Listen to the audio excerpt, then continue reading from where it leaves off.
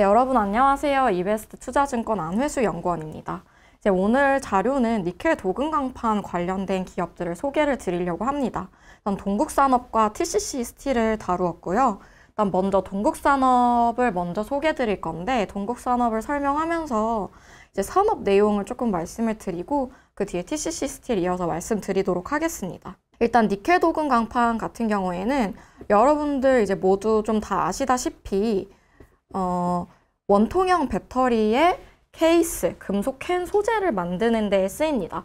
물론 2170 배터리나 1865 배터리, 소형 원통형 배터리 소재로도 쓰이지만 일단 이 니켈 도금 강판에 대한 좀 관심이 더 크게 된 이유는 이제 테슬라의 사이버 트럭에 들어가는 걸로 이제 알려진 4680 배터리에서 좀 시장에 관심이 크게 시작이 되었다라고 보시면 될 것 같아요. 네, 일단 4680 배터리가 이제 왜 주목을 받고 있냐. 지금 전기차 시장이 작년부터 해서 둔화되는 흐름을 보면서 저희 시장에서 깨달은 것이 있다면 얼마나 소비자의 선택을 받는 게 중요하냐.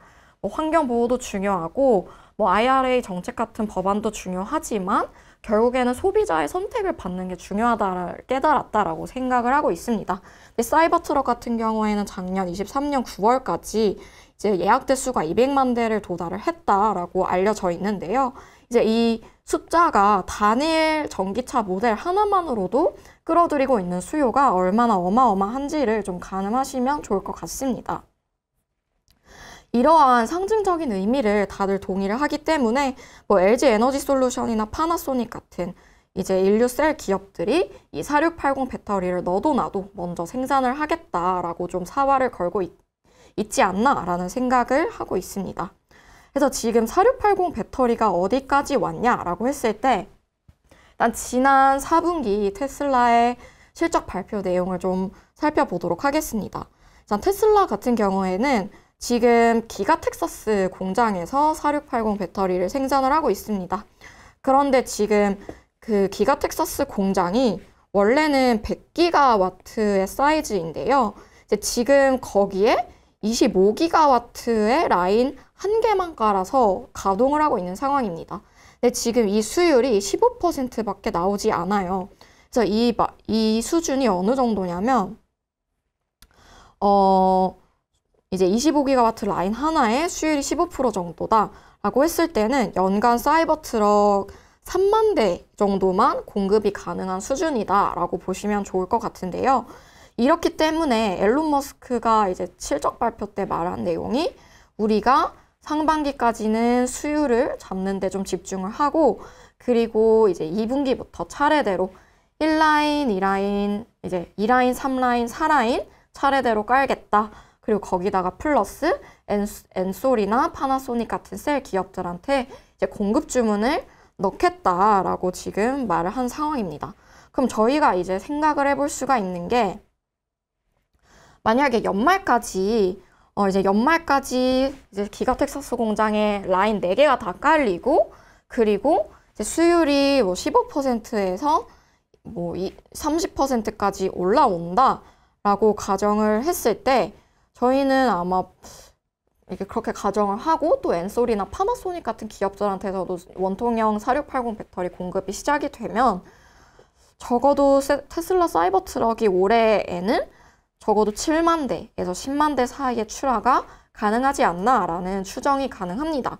그렇게 해서 25년까지 사이버 트럭의 출하 대수가 이렇게 계단식으로 좀 성장을 할 수 있다라고 예상이 되는 상황입니다.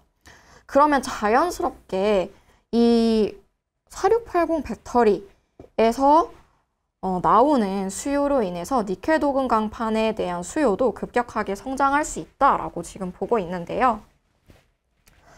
일단 이 표를 보시면 니켈 도금 강판 수급 전망이 나옵니다. 일단 저희가 쉽게 어떻게 계산을 하시면 되냐.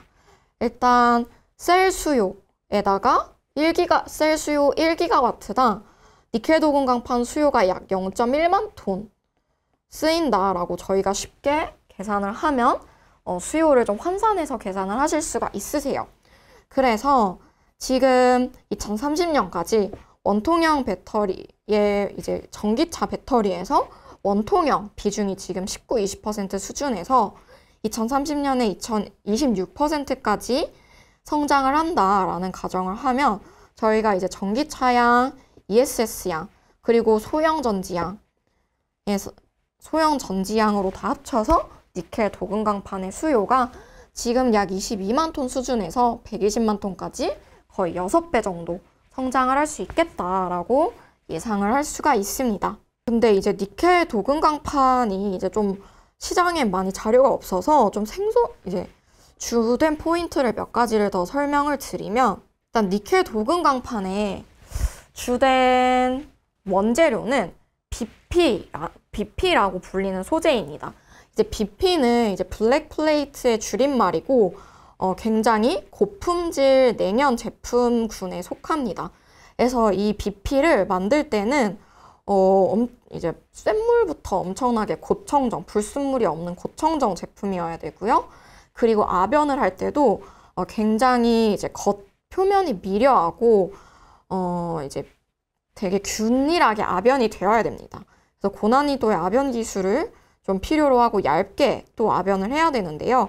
그렇기 때문에 이제 만들기는 어려워요. 만들기는 어려운데 이 원래 BP가 쓰이던 곳이 주석도금 강판을 만들던 원재료였습니다. 근데 이 주석도금 강판의 전방산업은 또 참치캔이나 뭐 분유캔 이런 음식료 캔, 통조림 이쪽 전방산업이었습니다.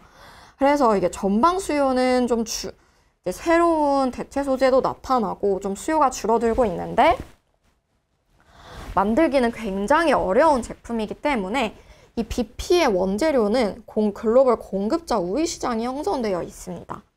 그래서 사실상 이 BP 원재료의 수급이 니켈 도금 강판 사업에서의 주된 진입장벽이자 경쟁력이다라고 보시면 좋을 것 같아요.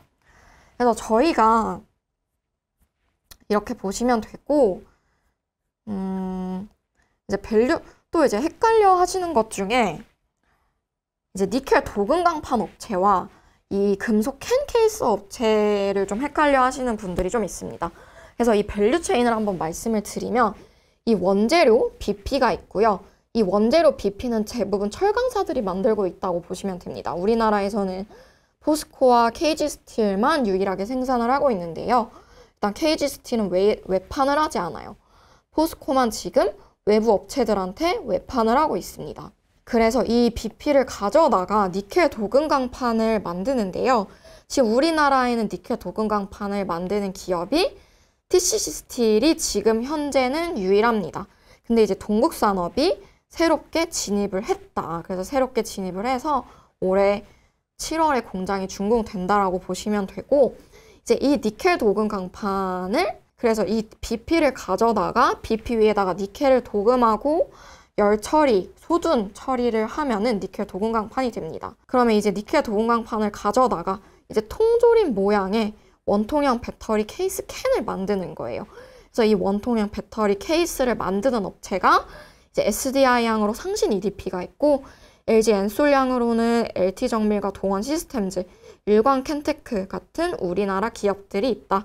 그리고 뭐 중국 기업들, 이제 외국 기업들도 제가 각각 밸류 체인별로 좀 적어 두었으니까 참고를 해주시면 좋을 것 같아요. 그래서 이제 대충 산업에 대해서는 핵심 내용을 짚어드렸고요. 그래서 기업으로 이제 넘어가도록 하겠습니다.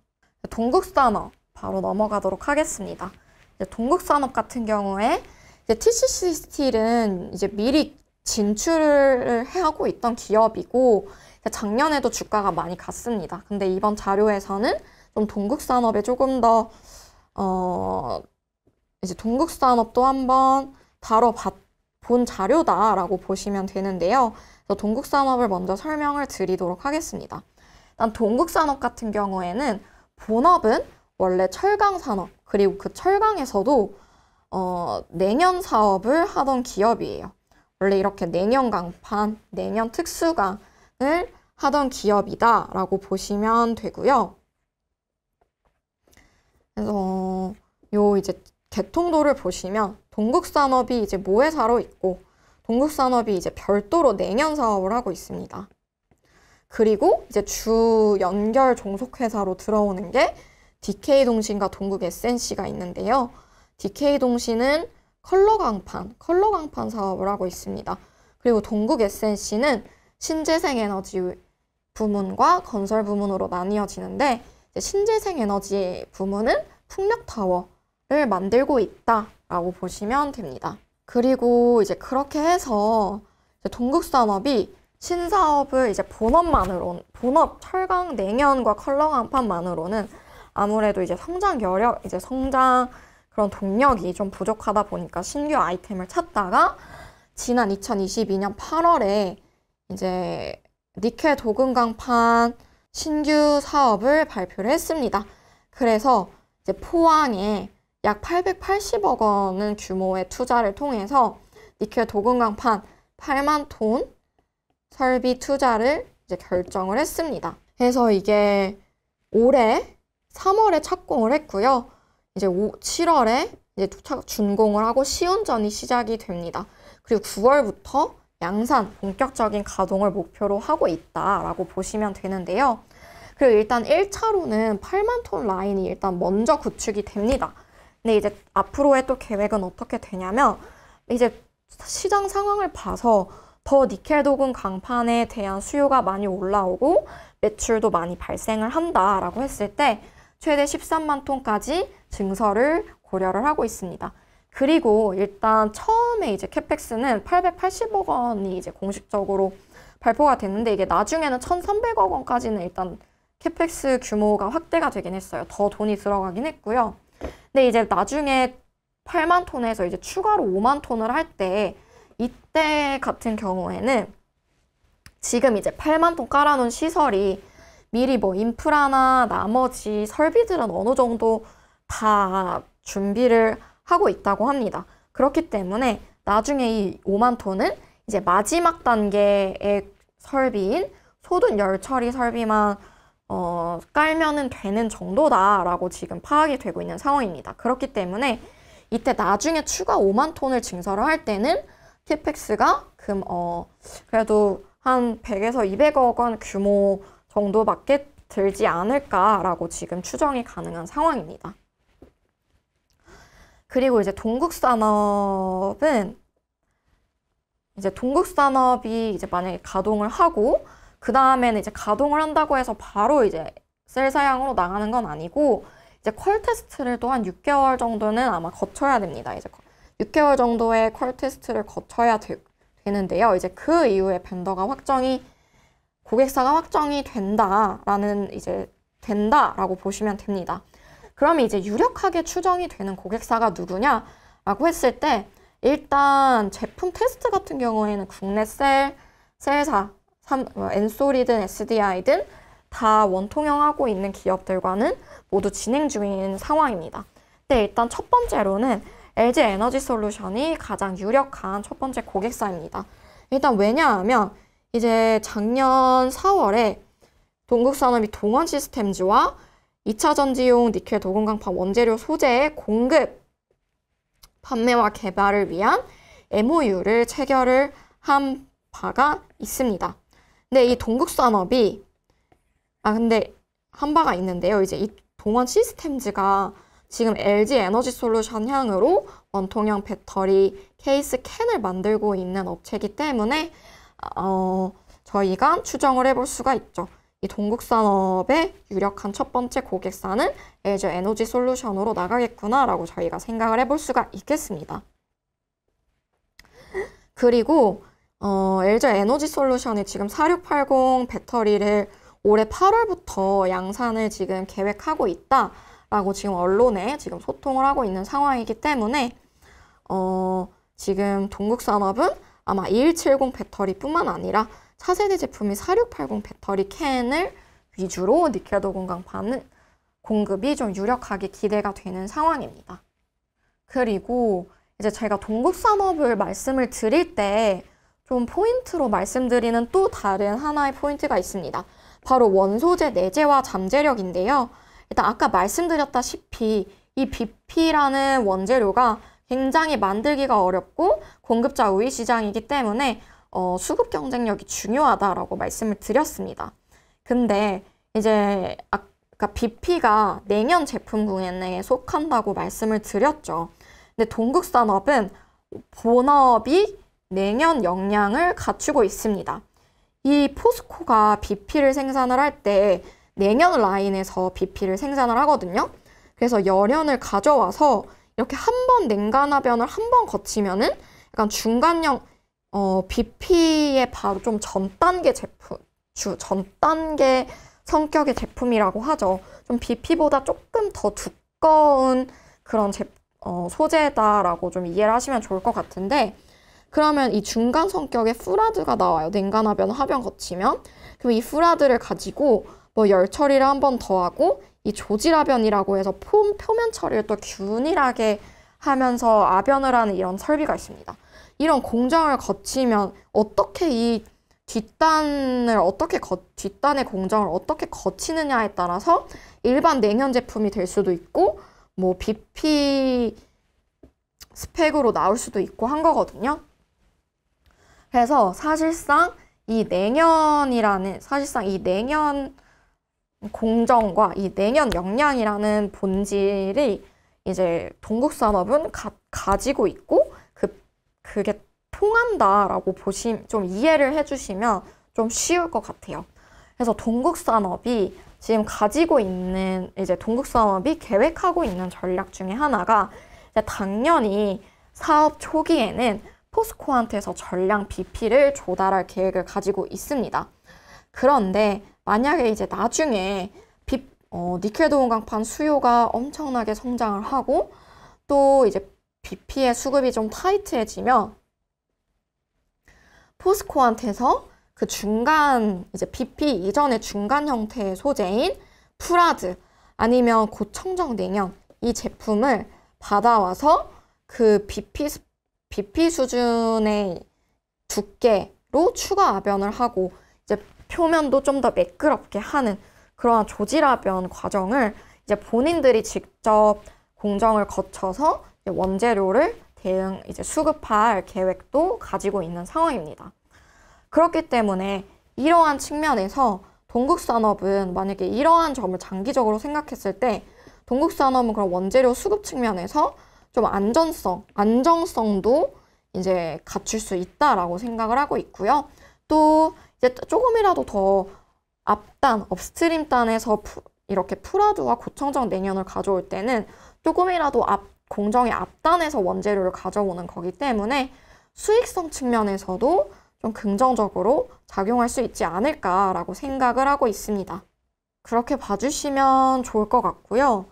그리고 니켈 도금 강판의 이제 매출 규모를 어떻게 추정을 하면 좋으냐 하면 지금 니켈 도금 강판의 가격대가 이제 톤당 2,200에서 300달러 수준에서 지금 형성이 되어 있습니다. 그래서 여기다가 이제 이렇게 가격은 생각해 주시면 좋고, 그래서 제가 추정했을 때는 일단 8만 톤 1차 기준으로 2025년에 가동률 한 60%일 때는 2,100억 원의 매출이 가능할 거다라고 보고 있고요. 만약에 풀가동을 한다라고 했을 때는 3,000억 원이 넘는 매출이 가능할 거다라고 보고 있습니다. 그리고 이제 동국산업이 24년 9월부터 이 라인을 가동을 하기 때문에 퀄 테스트를 거친 후에 실제로 매출 발생은 2025년부터로 전망하고 있는 상황입니다. 그렇게 봐주시면 좋을 것 같고, 실적 부분을 조금 이제 짚어드리면, 이제 동국산업 밑에 아까 전에 DK 동신, 컬러 강판한 DK 동신 있고, 이제 신재생에너지와 건설하는 동국 SNC가 있다고 말씀을 드렸습니다. 근데 작년에 동국산업이 이제 적자를 봤는데, 이제 주된 원인이 동국 SNC 부문 때문이었다. 이 점을 참고하시면 좋을 것 같아요. 왜냐하면 이게 건설 쪽에서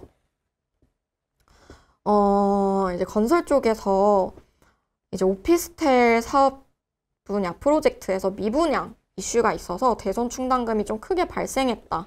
이런 요인이 있었다라고 보시면 되고, 이 이슈가 좀 올해까지는 좀 이어질 수가 있습니다. 그래서 이 연결 실적으로 들어오는 부분 때문에 조금 실적이 약간 이제 연결로 했을 때 좀 주춤하고 있다. 이 정도 체크를 해주시면 좋을 것 같고요. 그리고 이제 주가 같은 경우에는 제가 이번에 동국산업만 목표 주가를 달았는데 이제 동국산업을 밸류에이션을 할 때는 이제 본업, 냉연 사업과 니켈 도금 강판에는 이제 영업 가치로 계산을 했고 나머지 동국 SNC나 DK 동시는 시가총액과 장부가를 할인해서 적용을 해줬다라고 반영했다라고 보시면 좋을 것 같습니다.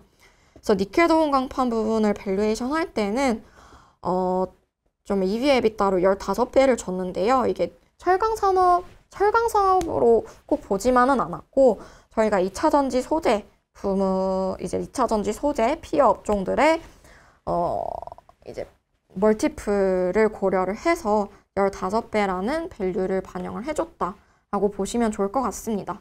그래서 PER로 봤을 때는 지금 50배 정도 12개월 포워드로 50배 정도 주가가 밸류를 받고 있고 지금 EV/EBITDA로 봤을 때는 지금 주가가 많이 올라서 한 15배 정도 받고 있을 걸로 보여요. 이제 15배 정도 받고 있는데 이게 지금 TCC 스틸이랑 비교했을 때 TCC 스틸은 지금 EV/EBITDA로 한 40배 정도 받고 있습니다. 그래서 이제 EV/EBITDA 멀티플로 봤을 때는 동국산업이 좀 저평가를 받고 있다라고 지금 체크를 해주시면 좋을 것 같고 이제 좀 이런 질문을 받을 때가 있어요. TCC 스틸은 이미 예전부터 니켈 도금 강판을 해왔기 때문에 엔솔과 SDI에 모두 지금 이미 납품을 하고 있다. 그래서 이미 레퍼런스가 있기 때문에 뭐 나중에 사이버트럭 4680향으로 실제로 뭐 출하가 시작되고 수요가 늘어난다라고 했을 때 TCC 스틸이 훨씬 안전한 선택이 아니냐 이런 의문을 가지시기도 합니다. 반면에 이제 동국산업은 퀄 테스트도 거쳐야 되고 이제 그래서 조금 TCC 스틸이 더 안전한 선택이 아닌가 이런 의문을 좀 가지시기도 합니다. 근데 이제 저의 의견을 말씀을 드렸을 때 일단 니켈 도금 강판이라는 소재는 주된 진입 장벽은 BP의 이 원소재의 수급이지만 이 원소재의 수급이지 사실상 그 제품 자체가 가지고 있는 뭐 특별한 뭐 기술적 혜자가 엄청 크다 이렇게 판단을 하지는 않아요. 그래서 좀 커머디티 성격이 강하다라고 보는데요. 그래서 셀사들 입장에서 뭐 양극재나 전해액처럼 뭐 엄청 스펙을 다르게 해서 이제 업체를 하나만 써야 되고 업체 하나랑 개발을 옛날부터 같이 해야 되고 이러한 소재는 아니다라고 보고 있습니다. 그렇기 때문에 다변화를 충분히 할 수 있다라고 보고 있고 또 지금 셀사들이 그 원가를 지금 배터리 가격을 낮춰야 되는데 뭐 광물이나 인건비 단에서의 한계는 좀 어느 정도 다다랐고 어느 정도 있지 않나라고 생각을 하고 있습니다. 그렇기 때문에 좀 비중이 작더라도 다른 소재와 뭐 모듈과 팩 이런 단위에서의 원가 절감을 또 해야 되는데 그렇기 때문에 이제 이 니켈 도금 강판에서도 벤더를 다변화하면 이제 각각의 업체들이 가격 경쟁을 좀 할 수가 있고 동국산업이 후발주자로 들어오기 때문에 조금 비교적 가격을 낮게 제공을 할 수가 가능성이 높습니다. 이러한 것들을 생각을 하면은 셀사들이 동국산업의 니켈 도금 강판을 선택을 안 할 이유가 없다. 벤더를 이제 다변화 무조건 할 것이다 라고 저는 판단을 하고 있습니다. 이렇게 따지면은 저는 이제 동국산업이 TCC 스틸에 비해서 굳이 저평가를 받을 이유가 지는 않다. 저평가 받을 필요가 없다라고 보고 있습니다. 동국산업은 여기까지 이제 설명을 드리도록 하겠습니다.